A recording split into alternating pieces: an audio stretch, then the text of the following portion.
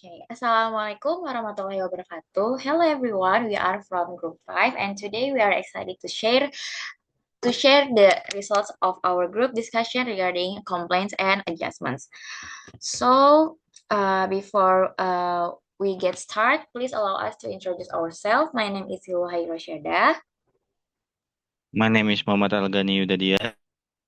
My name is Yulena Dipmani.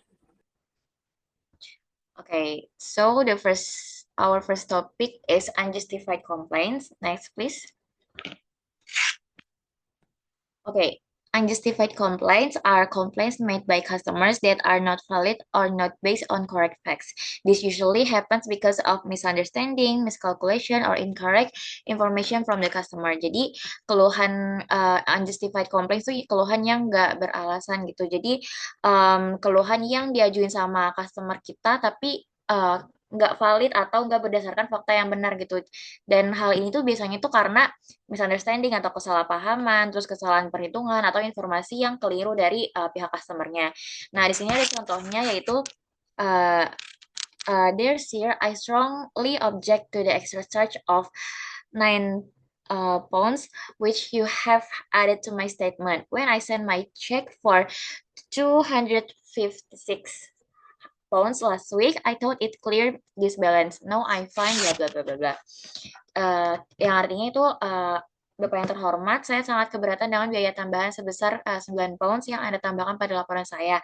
Ketika saya mengirimkan cek sebesar 256 pounds minggu lalu, saya pikir itu sudah melunasi saldo ini. Sekarang saya mendapati bla bla bla bla bla. Oke, next please. Okay, so we move to making general complaints. Okay, making general complaints. When sending a complaint, you need to decide whether it is appropriate to use fax or email for minor issues such as small payment errors or incorrect quantities, or to write a letter for larger or more serious complaints. Jadi ketika kita membuat keluhan yang benar-benar gitu ya teman-teman, kita harus memutuskan gitulah yang mana yang harus kita tuh menggunakan fax atau menggunakan email, misal em, buat apa ya, kesalahan kecil kayak misalnya eh, error di pembayaran, terus kemudian juga di kuantitas yang salah, atau membuat apa ya, menulis pesan gitu loh eh, buat apa namanya, kesalahan yang lebih serius atau yang lebih besar. Next, please. Okay, so we move to opening. When writing a complaint, the sender should not delay. The complaint should be made as soon as the problem is noticed.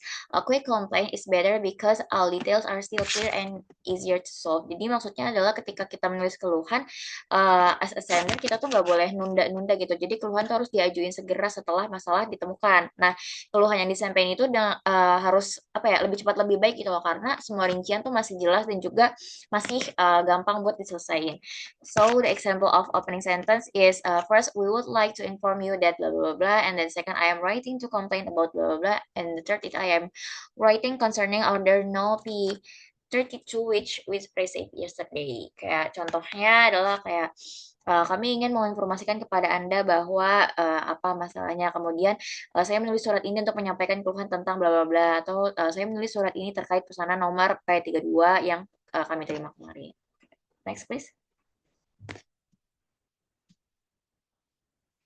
Okay, so the language of complaints atau bahasa untuk keluhannya. Jadi, in business correspondence, complaints should be written in a polite, professional, and calm tone. Writers should avoid emotional or rude words such as anger, shock, or blame. Even when there is a problem, the complaint should focus on the issue, not attack the person or company. Instead of using aggressive sentence, it is better to use formal and neutral language. Jadi di bahasanya keluhan itu tuh kita harus pakai bahasa yang sopan, terus habis itu profesional, dan juga di apa ya, nada yang eh, sopan juga gitu, karena kita harus menghindari yang namanya emosi atau emosional, kata-kata emosi, dan juga kata-kata yang kasar lah, kayak misalnya eh, marah gitu, terus kemudian juga menyudutkan. Jadi even kita ada masalah, keluhan tuh harus fokusnya di isunya gitu, bukan menyerang ke personal orangnya atau ke perusahaannya gitu. Jadi ketimbang kita menggunakan kalimat yang agresif gitu ya, kita harus lebih baik menggunakan bahasa yang formal dan juga netral gitu ya. And then the examples of express dissatisfaction is the first, this is the third time this mistake has happened and we are not satisfied with your service. And the second, if future deliveries are delayed, we may have to consider another supplier. And please ensure that this problem doesn't happen again. So ini masih polite language gitu ya teman. Next please.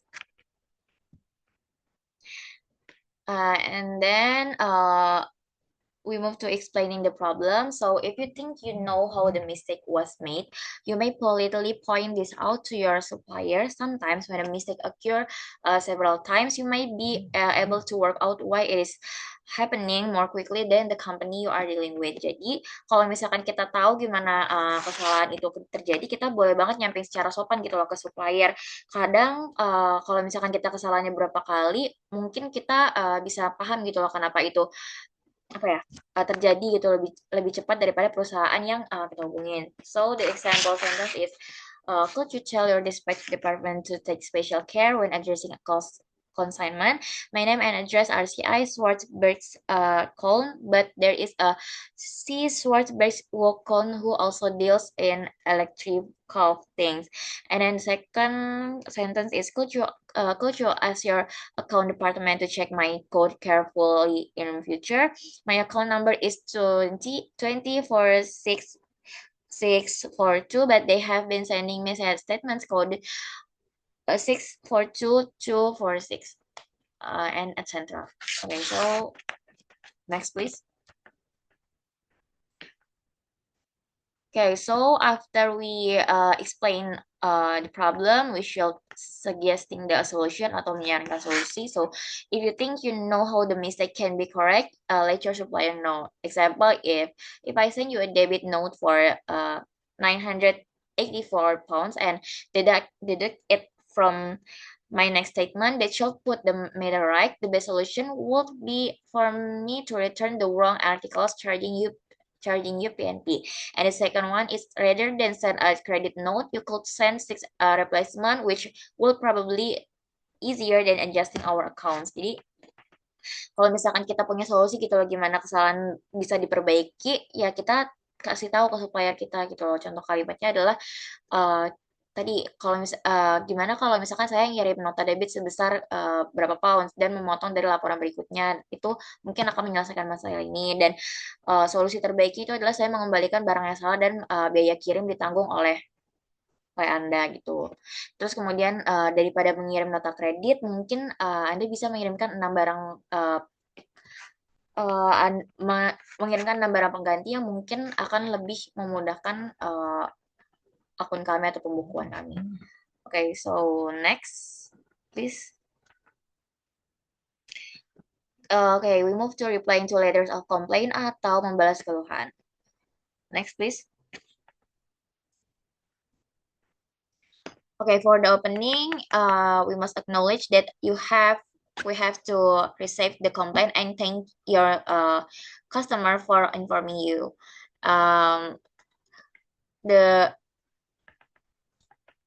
The first sentence is, thank you for your letter of 6 August informing us that blah blah blah. We would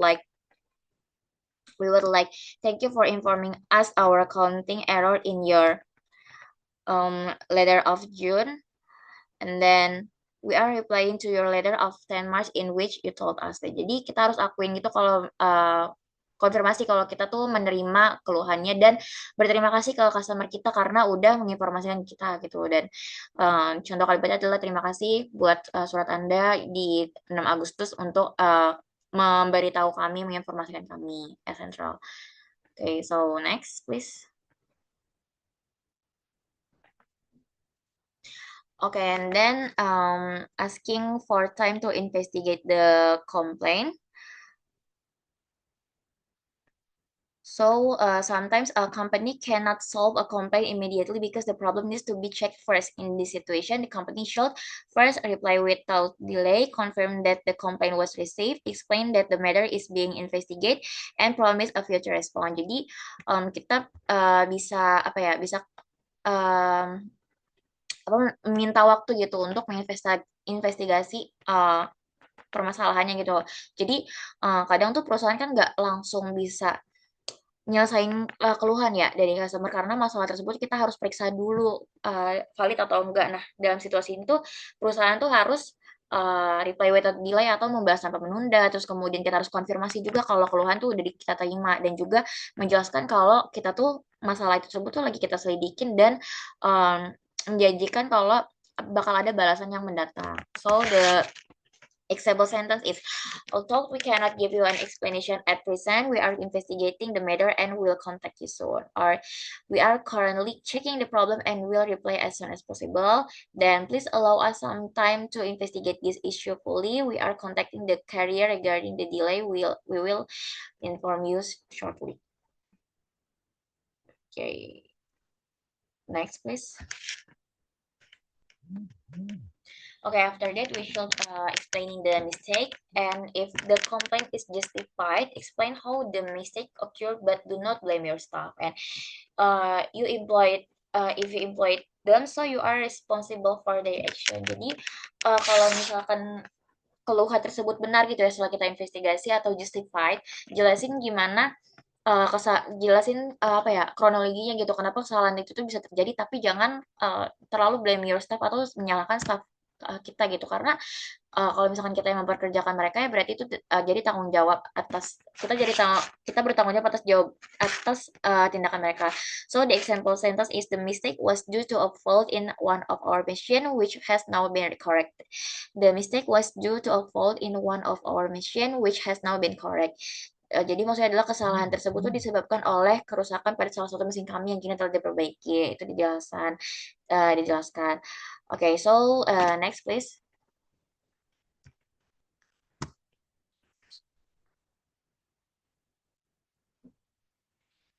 Okay, after that, we should solving the problem and having acknowledge your responsibility and explain what went wrong. You should put matters right as soon as possible, and tell your customer that you are doing so. So, the example is we have now checked our accounts and find that we have been sending you the wrong statement due to a um, confusion in names and address. The database has been adjusted and there should be no more difficulties. Please contact us again if a similar situation arises. And thank you again for pointing out the error. Jadi, artinya adalah kita tuh harus kita harus apa ya konfirm tanggung jawab kita tuh apa dan jelasin apa yang salah dan kita juga harus memperbaiki gitu loh keadaan dan juga ngasih tahu customer kalau misalkan kita tuh lagi dalam apa ya dalam proses solving the problem. Jadi contoh kalimatnya adalah kami telah memeriksa bukuan kami dan menemukan bahwa kami mengirimkan laporan yang salah karena kerancuan nama dan juga alamat. So at central. And next topic will be explained by my friend. Okay, there is rejecting a complaint. Rejecting a complaint means refusing a customer's complaint because after investigation, the complaint is unjustified or the company is not responsible for the problem. Jadi, rejecting a complaint ini adalah menolak keluhan pelanggan karena setelah diperiksa tuh keluhan tersebut tidak beralasan atau bukan tanggung jawab dari sebuah perusahaan itu gitu. If you think the complaint is unjustified, you can be firm but polite in your answer. But even if you deny responsibility, you should always try to give an explanation of the problem. Jadi jika merasa keluhan tersebut tuh tidak perasaan gitu, Anda dapat menjawab dengan tegas namun sopan. Namun meskipun menolak tanggung jawab gitu ya, kita harus tetap berusaha memberikan penjelasan mengenai masalah tersebut. The example is we have closely compared the article you return with our samples and can see no difference between them. Therefore, in the case we are not willing either to substitute the article or to offer a credit. Jadi, kami telah membandingkan dengan cermat barang yang Anda kembalikan dengan sampel kami dan tidak menemukan perbedaan di antara keduanya. Oleh karena itu, di dalam kasus ini kami tidak bersedia mengganti barang tersebut atau memberikan kredit. Next, please.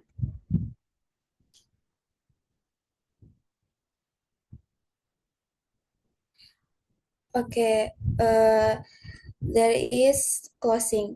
It is useful when closing your letter to mention that the mistake, error, or fault is an exception and it either rarely or never happens.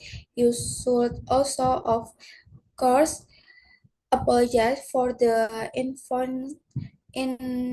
inconvenience your customer experience. Jadi dalam bagian closing itu sebaiknya tuh kita menyebutkan di bagian penutup surat bahwa kesalahan atau gangguan atau kerusakan tersebut tuh jarang terjadi atau bahkan tidak pernah terjadi gitu. Terus selain itu juga kita harus meminta maaf atas ketidaknyamanan yang dialami oleh pelanggan. For example,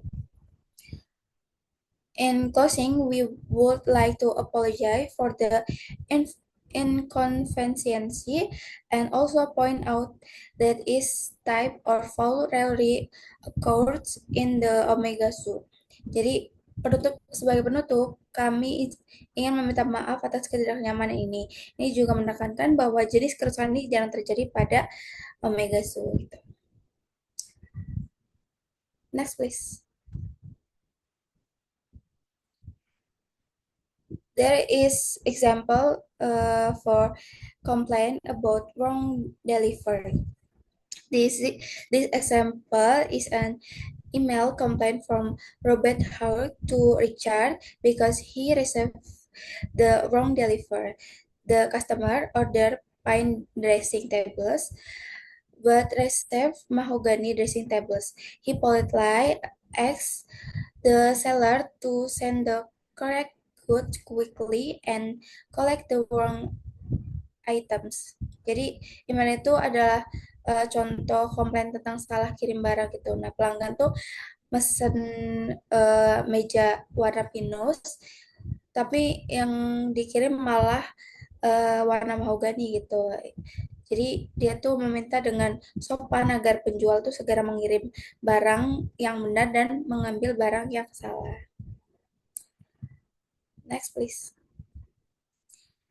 And there is example reply to complaint about wrong delivery. This is example the reply email from Richard to Robert after receiving a complaint about wrong delivery. Jadi ini tuh surat balasan dari surat komplain yang tadi gitu. First, the company thanks the customer for the email. Then they check the problem and found the customer used the old summer catalog. Jadi pertama-tama tuh ini perusahaan mengucapkan terima kasih atas email dari pelanggan gitu. Terus mereka tuh melakukan pengecekan masalah tersebut dan menemukan bahwa pelanggan tuh pakai katalog musim lama dan nggak pakai katalog yang terbaru gitu. Jadi pesannya tuh salah atau terjadi kesalahpahaman gitu. Next, please. Okay, there is complaint about damage. This is a complaint letter about damaged goods sent by Lynch and Co. to Satex. The buyer received sweater and in poor condition. The buyer asked the seller to contact the shipping company and arrange compensation. Jadi pembeli ini tuh menerima sweater dalam kondisi buruk gitu, seperti hilang dan sebagian rusak gitu, dan pembeli itu meminta penjual menghubungi pihak pengirim dan mengurusi ganti ruginya gitu. Next please. Okay, there is reply to complain about damage. This is a reply letter from Satex to Lynch and Cho. After receiving a complaint about damaged good, the company apologized and said the problem is unusual. They asked the buyer to return the goods, contact the shipping company, and offer to send a replacement. Jadi ini tuh contoh balasan surat dari komplain yang tadi tentang damage gitu. Terus isinya tuh kayak company tuh thank the customer for informing them about the damage. They also said that this kind of problem is unusual in their business. Jadi dia tuh pertama-tama mengucapkan terima kasih, terus mereka juga mengatakan bahwa masalah ini tuh jarang terjadi. Jadi tapi mereka tuh tetap minta maaf atas ketidaknyamanannya gitu. Next. There is complaint about bad workmanship. When bad workmanship is involved, the customer can only complain as the faults arise, but they should still complain as soon as possible. In this case, supervised as a supermarket can ask Wembley softfitters to refit one of their soap. The work is complete, but some month later fall began to appear. Jadi mereka tuh kayak komplain tentang apa ya, kontraktor gitu. Terus mereka tuh meminta kontraktor memeriksa dan memperbaiki kerusakan dalam 1 minggu karena terjadi apa ya, kerusakan gitu setelah mereka kerja di situ gitu. Next please. And there is a reply to complain about bad workmanship. This is explains how to respond to a complaint about bad workmanship clearly and professionally. The company first acknowledge the issue and explain the cause, which may not be entirely their fault. Then it states its position based on fairly or quality standard. However, it still offer a solution such as repair on replacement possible with additionally cost. And finally, the company apologize and provide detail about the repair process. Jadi ini tuh contoh cara menanggapi keluhan tentang pengerjaan yang buruk dengan jelas dan profesional. Nah, perusahaan tuh pertama-tama tuh mengakui kesalahan dan masalah gitu, terus menjelaskan penyebabnya, uh, yang mungkin tuh tidak sepenuhnya merupakan kesalahan mereka gitu. Kemudian mereka juga menyatakan posisinya berdasarkan garansi dan standar dari kualitas. Namun itu masih jadi solusi, kayak nawarin solusi seperti perbaikan dan pergantian. Terus mungkin dengan biaya tambahan juga. Nah, di akhir tuh perusahaan juga minta maaf, terus memberikan detail tentang proses perbaikannya gitu. Next please. And this is complaint about non-delivery. This is as this is a complaint about letter from the customer because the order has not been delivered and they are applying pressure with serious consequence. The customer explained that the order was placed on May, uh, and then supplier promised delivery on June. The goods have not been received.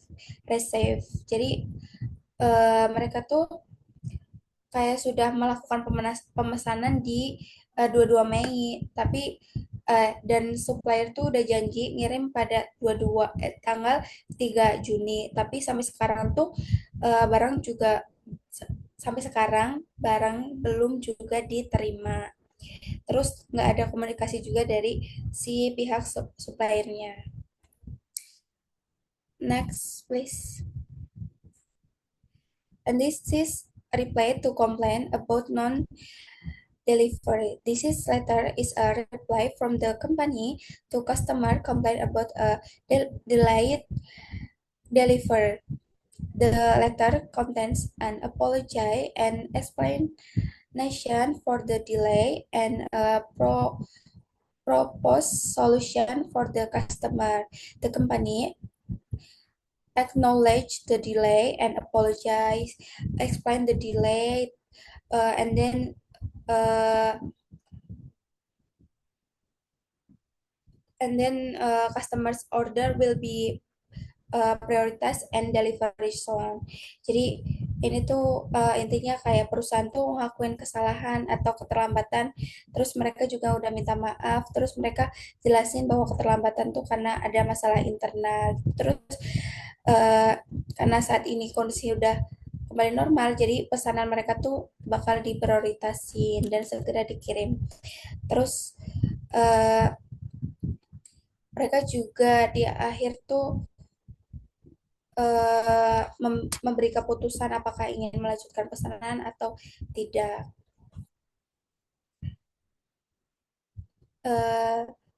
Next, the next topic will be explanation by my friends. Okay, so now we will explain about accounting error and adjustment. Accounting errors and adjustment. Many letters of complaint arise out of accounting errors, which can be corrected by adjustment. By debit notes and credit notes are used for this purpose. Jadi banyak surat komplain itu terjadi karena ada kesalahan dalam perhitungan akuntansi yang sebenarnya bisa diperbaiki dengan sedikit adjustment melalui debit notes dan credit notes. Nah, debit notes dan credit notes ini itu digunakan untuk tujuan ini gitu, untuk menyelesaikan terkait accounting errors. First is debit notes. Debit notes are a second charge for a consignment and become necessary if a customer has been undercharged through a mistake in the calculation on the original invoice. An explanation for the charge must be included on the debit note. For example, undercharge on invoice C293, 2 units at 12.62 pound each item equals undercharge on invoice C293, 10 units at 12.62 each item equals 126.20 pounds nor 60.20 pounds. Invoice number P32, one line admin fees 100 megabyte zip disk at 8.40 each item equals 840 pounds. VAT should have been calculated at 17.5%, not 50% difference equals 81.86 pound. Jadi debit notes itu adalah tagihan kedua untuk suatu pengiriman dan diperlukan jika pelanggan telah dikenakan biaya kurang akibat kesalahan perhitungan pada faktur asli. Penjelasan mengenai tagihan tersebut harus dicantumkan pada nota debit, seperti kayak tagihan kurang pada faktur C293 10 unit, di mana per unitnya itu 12,62 pound, harusnya jadinya 126,2 pound, bukan 16,2 pound, dan seterusnya. Once a buyer has settled an account, it is annoying to be told that there's an additional payment. An apology should always accompany a debit note. For example, we would like to apologize for the mistake on invoice number C293, which was due to an oversight. Please could you send us the balance of £795 Second one is, I'm sorry to trouble you, particularly since you were so prompt in settling the account, but I would be grateful if you would let us have the additional amount of 340 pound as itemized on the enclosed debit note. I regret that we miscalculated the VAT and must now ask you to forward the difference of 51.86 pound. Jadi pasti setelah pembeli sudah menyelesaikan pembayaran gitu, itu akan em, membuat mereka marah apabila ternyata ada tambahan biaya. Jadi permintaan maaf harus selalu ada di debit note. Seperti contohnya itu kayak kami meminta maaf atas kesalahan pada faktur nomor C293 karena ada oversight. Jadi bisakah kamu memberikan kami pembayaran tambahan sebesar 795 pound dan seterusnya. Kemudian ada credit note. A credit note is document signed by a seller to a buyer when the customer has been charged too much or is entitled to a refund. Reduce the amount the amount the customer has to pay or give credit to the customer account. Company should issue a credit note in the following situation. First is accidental overcharge. Second is wrong discount given. Three, refund of deposit. Four is return goods. Jadi credit note ini adalah dokumen yang dikirimkan oleh penjual kepada pembeli saat customer ini ditagih biaya terlalu besar atau kelebihan biaya. Nah, company ini perusahaan harus ngebuat credit note kalau misalnya kayak nggak sengaja overcharge atau nggak sengaja ngelebihin ada kelebihan biaya, ngasih diskon salah, atau refund of deposit, pengembalian deposit atau pengembalian barang. Example case-nya miscalculation on invoice.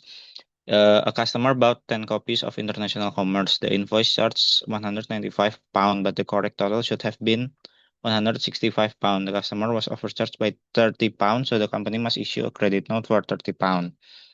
Covering letter of explanation and apology. I have pleasure in enclosing a credit note for 30 pound. This is due to a miscalculation on our invoice dated 12 August. Please accept our apologies for the error and any inconvenience caused. Jadi kayak di sini customer beli 10 copy of International Commerce. Nah, fakturnya itu nagih customernya 195 pound, padahal harusnya cukup bayar 165 pound. Jadi customer di sini kelebihan 30 pound seperti itu.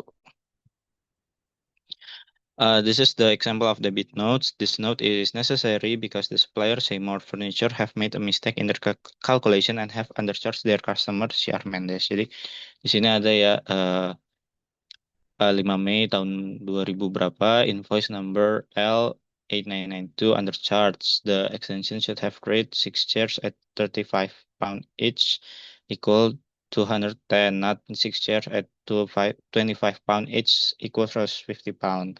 We apologize for the error and ask if you would please pay the difference of 60. Jadi the miscalculation, harusnya harga kursinya itu per satu item $35 bukan $25. Jadi customer ini sudah ngebayar 150. Nah, jangan lupa untuk meminta maaf dan untuk meminta kekurangan biayanya. Untuk contoh credit notes, for credit notes example, Seymour Furniture have made a mistake on another invoice and must now send a credit note.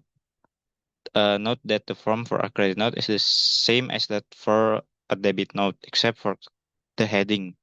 Credit notes, however, are often printed in red. Jadi dari note dari note yang sama, yang ngebeda itu credit note itu sama si debit note. Paling yang ngebedain itu headingnya sama, biasanya itu di print dalam warna merah gitu. Di sini 10 Mei, invoice number L8995 overcharge. The invoice should have read 50% of gross price of 800 pound equals 120 pound, not 10% of gross price of 800 pound equals 80 pound. Refund 40 pound plus accept our apologies. Jadi ada kesalahan di mana harusnya diskonnya itu sebesar 50% dari 800 pounds. Jadi sebesar 120, bukan 10% dari 800 pound. yang cuman 80 pound. Jadi ada pengembalian sebesar 40 pound. Dan mereka juga tidak lupa untuk meminta maaf. Complain about accounting error.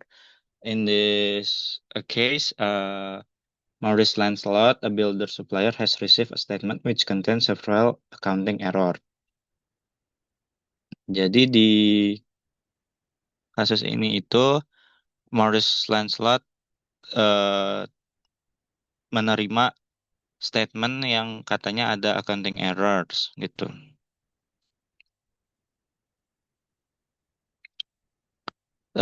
Kayak I have received your July statement for 3,280.64 pound, but notice it contains a number of errors.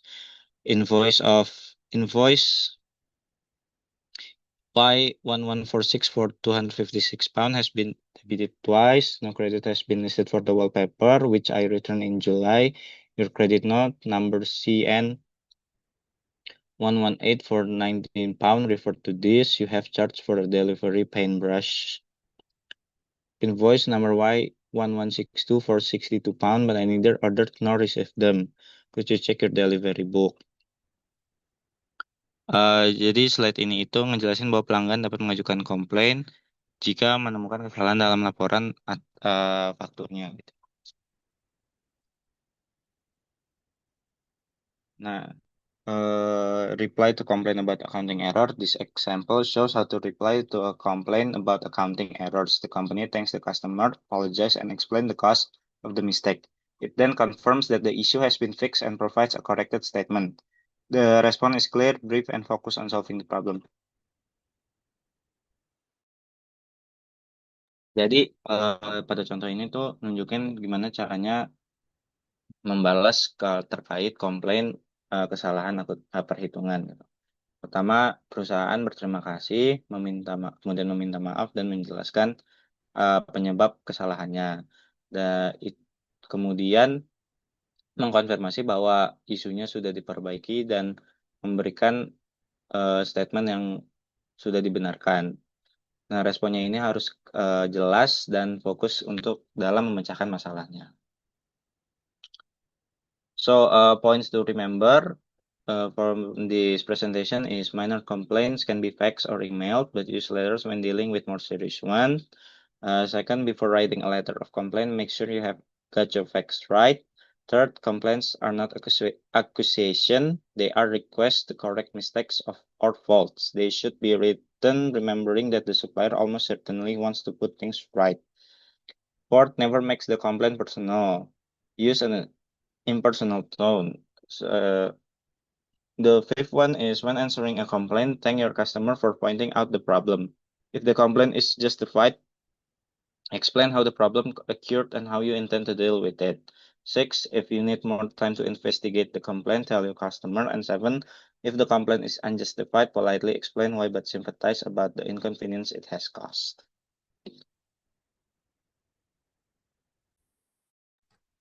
Okay, so that's all concludes our presentation. We sincerely apologize if there were any mistakes in our words or if any information was missing. If you have any question, please feel free to leave a comment down below in this video. Thank you so much for watching. Assalamualaikum warahmatullahi wabarakatuh.